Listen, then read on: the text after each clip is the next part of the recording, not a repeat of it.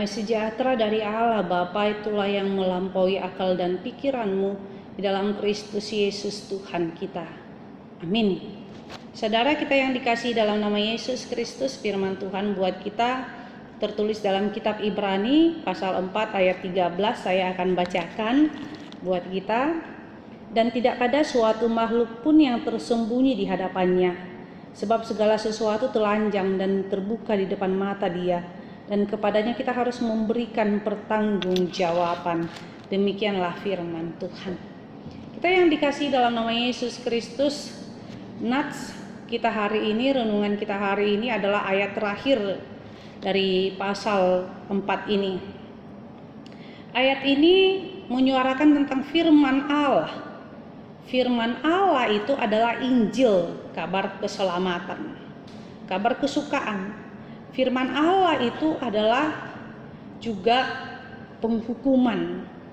Artinya dalam firman Tuhan ini kita melihat bagaimana Allah menghukum orang-orang yang bersalah. Karena itu fungsi firman Allah itu adalah memanggil kita untuk percaya kepada Allah. Karena itu jangan pernah keraskan hatimu.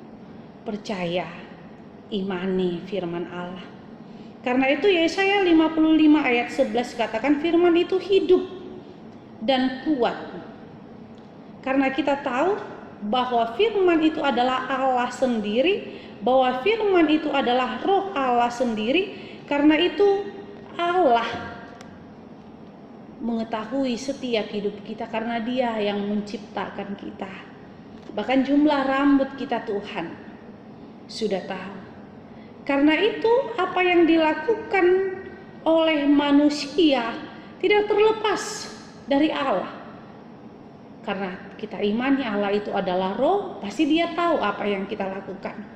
Pasti Dia tahu perjuangan kita. Karena firman Tuhan katakan gak ada yang tersembunyi bagi Tuhan. Patar sudah. Bahkan kemanapun kita bersembunyi, kemanapun kita bersembunyi, Tuhan tetap akan menemukan kita. Karena apa?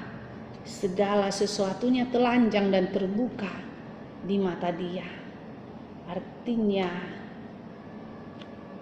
manusia tidak bisa melihat isi hati kita, tapi Allah mengetahui isi hati kita.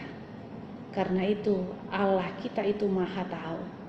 Karena itu apa yang kita lakukan, amanginang Tuhan meminta pertanggungjawaban dari kita. Karena itu ketika kita bertindak, Tuhan meminta bagaimana tanggung jawab kita. Bagaimana kita hidup. Karena itu Tuhan meminta bagaimana, apakah kita menjadi orang Kristen yang serius di dalam imannya atau hanya Kristen-Kristen saja. Karena itu apapun pekerjaanmu hari ini, Tuhan meminta tanggung jawab supaya kita lebih lagi konsisten, supaya kita lebih lagi optimis dalam pekerjaan kita. Karena Allah mengetahui segala sesuatu dalam hidup kita. Amin, kita bersatu dalam doa. Tuhan Yesus, ajarkan kami bekerja dengan lebih baik. Karena kami tahu apa yang kami lakukan di dunia ini, Engkau akan meminta pertanggungjawabannya nanti.